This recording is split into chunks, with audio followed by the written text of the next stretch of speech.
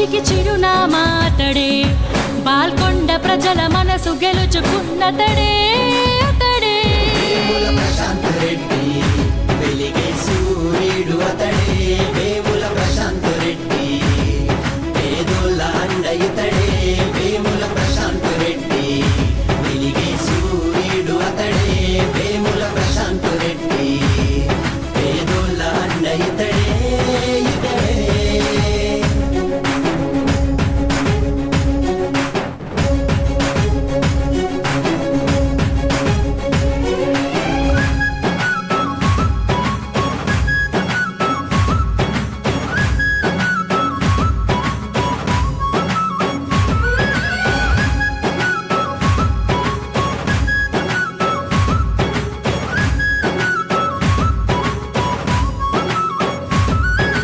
Machine Bhagiratha పథకం vice chairman బాధ్యతలే నెరవేర్చినట్టి నాయకుడే, కష్టించే శ్రామికుడే.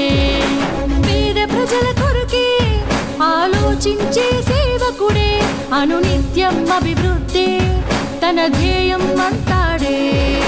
కార్యకర్తలే ప్రాణమంటూ తను ప్రేమను చూపిస్తాడే, పేద ప్రజల కష్టాలు తీర్చి తను అండగా నిలబడతాడే. వేముల ప్రశాంత్ రెడ్డి వెలిగే సూర్యుడు అతడే, వేముల ప్రశాంత్ రెడ్డి పేదోళ్ళ అండ ఇతడే. వేముల ప్రశాంత్ రెడ్డి వెలిగే సూర్యుడు అతడే, వేముల ప్రశాంత్ రెడ్డి పేదోళ్ళ అండ ఇతడే ఇతడే.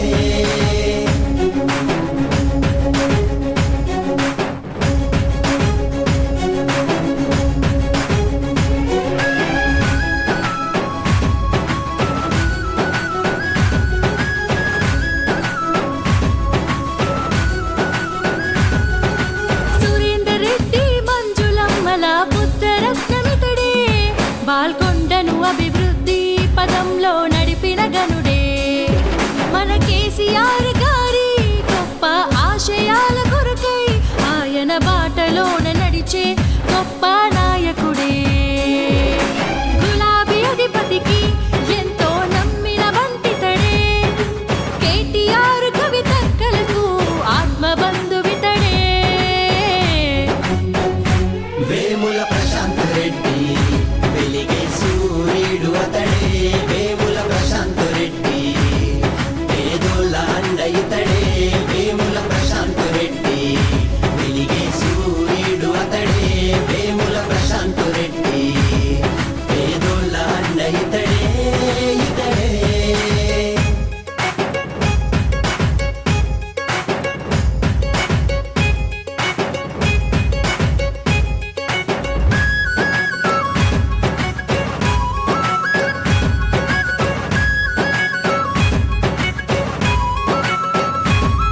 యాదాద్రి లక్ష్మీ నరసింహస్వామి పుణ్యక్షేత్ర నిర్మాణం బాధ్యతలు తీసుకొని చరిత్రకు శ్రీకారం చుట్టాడే. ప్రతి జిల్లాకు కలెక్టర్ ఆఫీసులే కట్టేందుకు కేసీఆర్ తో కలిసి ఎంతో కృషి చేశాడే. బాల్కొండ నియోజకవర్గ అభివృద్ధి కోసం తన సొంత నిధులతో ఎంతో గొప్పగా పనులు చేసినాడే. వేముల ప్రశాంత్ రెడ్డి వెలిగే సూర్యుడు అతడే, వేముల ప్రశాంత్ రెడ్డి పేదోళ్ళ అండ ఇతడే. వేముల ప్రశాంత్ రెడ్డి వెలిగే సూర్యుడు అతడే, వేముల ప్రశాంత్ రెడ్డి పేదోళ్ళ అండ ఇతడే ఇతడే.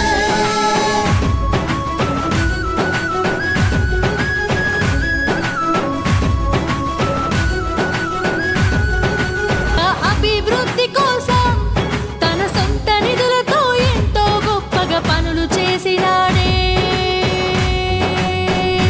వేముల ప్రశాంత్ రెడ్డి వెలిగే సూర్యుడు అతడే, వేముల ప్రశాంత్ రెడ్డి పేదోళ్ళ అండ ఇతడే.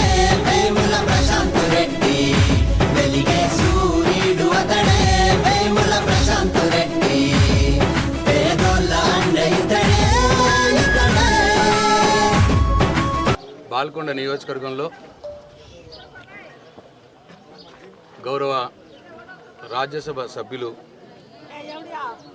సురేష్ రెడ్డి గారు వారి నిధుల నుంచి డీసీ తాండాలో కమ్మరిపల్లి మండలంలో ఈ డీసీ తాండాలో కమ్యూనిటీ హాల్ కోసం 20 లక్షల రూపాయలు వారి నిధుల నుంచి ఇచ్చినారు. దాన్ని ఇవాళ పూర్తి చేసుకుని ప్రారంభం చేసుకోవడం జరిగింది. ఈ సందర్భంగా సురేష్ రెడ్డి గారికి డీసీ తాండా ప్రజల పక్షాన నా పక్షాన నా హృదయపూర్వక ధన్యవాదాలు తెలియజేస్తా ఉన్నా. అట్లనే కోనసముందర్ గ్రామంలో 10 లక్షల రూపాయలు సొసైటీ గోడౌన్ కోసం రైతులకు ఉపయోగపడటానికి మందు సంచులు పెట్టుకోవటానికి 10 లక్షల రూపాయలు జోగిన్పల్లి సంతోష్ కుమార్ రాజ్యసభ సభ్యులు వారి నిధుల నుండి ఇవ్వడం జరిగింది. దాన్ని కూడా ఇవాళ ప్రారంభోత్సవం చేసుకున్నాం. అట్లనే జోగిన్పల్లి సంతోష్ కుమార్ గారు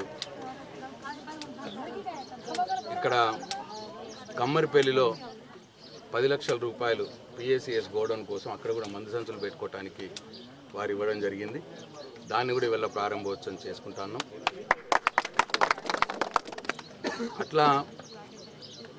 అట్లనే అమీర్ నగర్లో 6 లక్షల రూపాయలు గోడౌన్ కోసమే రైతుల కోసం గౌరవ రాజ్యసభ సభ్యులు సురేష్ రెడ్డి గారి నిధుల నుంచి వాళ్ళు ఇచ్చినారు. దాన్ని కూడా పూర్తి చేసుకొని అది కూడా ఇవాళ ప్రారంభోత్సవం చేసుకున్నారు.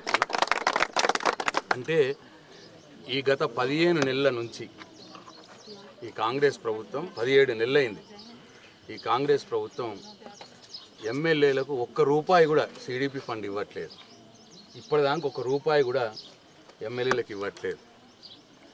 కానీ ప్రజలేమో రైతులేమో మాకు ఇది కావాలని కోరుతూ ఉన్నారు. ఆ సందర్భంలో నేను జోగిన్పల్లి సంతోష్ కుమార్ గారు మన నిజామాబాద్ వాస్తవుడు కాదు పాపం, ఆయన కరీంనగర్ వాస్తవుడు, టీఆర్ఎస్ పార్టీ రాజ్యసభ సభ్యులు.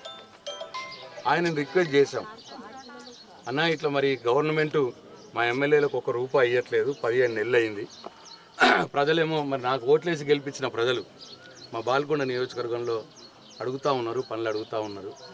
దయచేసి ముఖ్యంగా రైతుల కోసం గోడౌన్లు అడిగినారు, కోనసముందర్లో అడిగినారు, కమ్మరిపల్లిలో అడిగినారు, అట్లనే అమీర్ నగర్లో అడిగినారు. దయచేసి మీరు సాయం చేయండి అని అంటే మరి సంతోష్ కుమార్ గారు కమ్మరిపల్లికి 10 లక్షలు, కోనసముందర్కి 10 లక్షల రూపాయలు ఇచ్చినారు. సురేష్ రెడ్డి గారు అమీర్ నగర్లో 6 లక్షలు, అట్లనే డీసీ తాండాకి 20 లక్షల రూపాయలు ఇచ్చినారు. అంటే ఈ ప్రభుత్వం ఎమ్మెల్యేలకు ₹1 ఇవ్వకున్నా నన్ను ఎన్నుకున్న ప్రజలు, బాల్కొండ నియోజకవర్గ ప్రజలు నా చేతనైనంత వాళ్ళకి చేయాలి. కాబట్టి నాకు దిక్కు దోచని స్థితిలో, నిస్సహాయ స్థితిలో మరి నేను రాజ్యసభ సభ్యులు సంతోష్ కుమార్ గారిని, సురేష్ రెడ్డి గారిని అడగగానే వాళ్ళు నిధులు ఇచ్చి మరి సాయం చేసినారు. నిజం కూడా వాళ్ళకి నా హృదయపూర్వక ధన్యవాదాలు తెలియజేస్తాను. ముందు వాళ్లకు పాపం వాళ్ళకు అవకాశం తక్కువనే ఉన్నా ఎంత వీలు ఉంటే అంత మరి సురేష్ రెడ్డి గారు మనకు సాయం చేస్తూ ఉన్నారు. అట్లనే సంతోష్ కుమార్ గారు ఎక్కడో కరీంనగర్ జిల్లా వాసి, నాకు టీఆర్ఎస్ పార్టీ రాజ్యసభ సభ్యుడు కాబట్టి నాకు ఆయనకు మిత్రుత్వం ఉంది కాబట్టి ఆయన అడిగితే మనకి సాయం చేసినారు. కాబట్టి ప్రజలు గమనించాలి, ఈ ప్రభుత్వం ఎంత పక్షపాత ధోరణి వహిస్తూ ఉన్నది. నేను ప్రజలతో ఎన్నుకోబడినటువంటి శాసనసభ్యుని, బాల్కొండ నియోజకవర్గంలో నన్ను ప్రజలు ఎన్నుకున్నారు ఎమ్మెల్యేగా.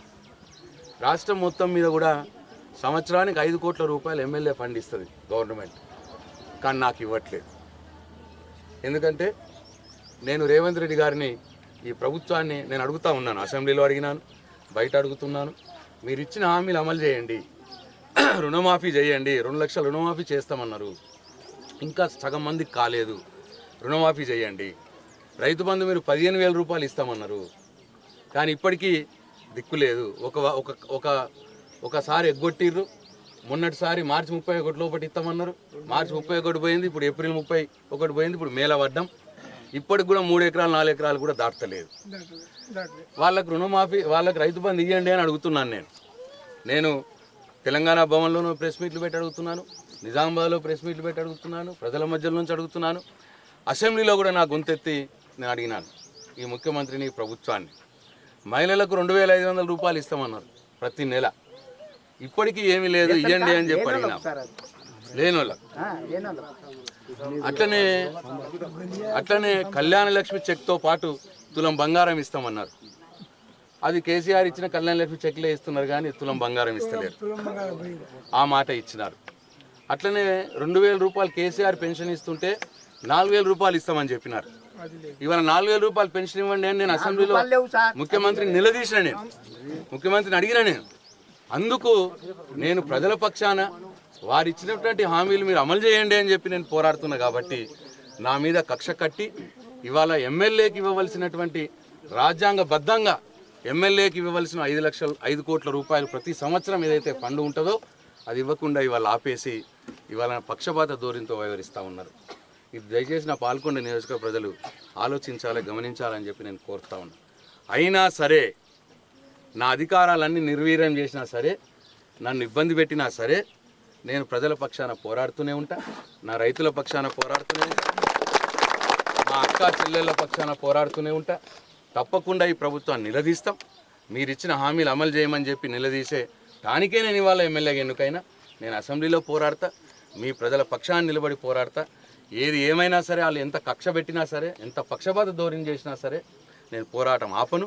సరే, ప్రజలకు కావలసినవి నా చేతనైనంత నేను ప్రయత్నం చేస్తా.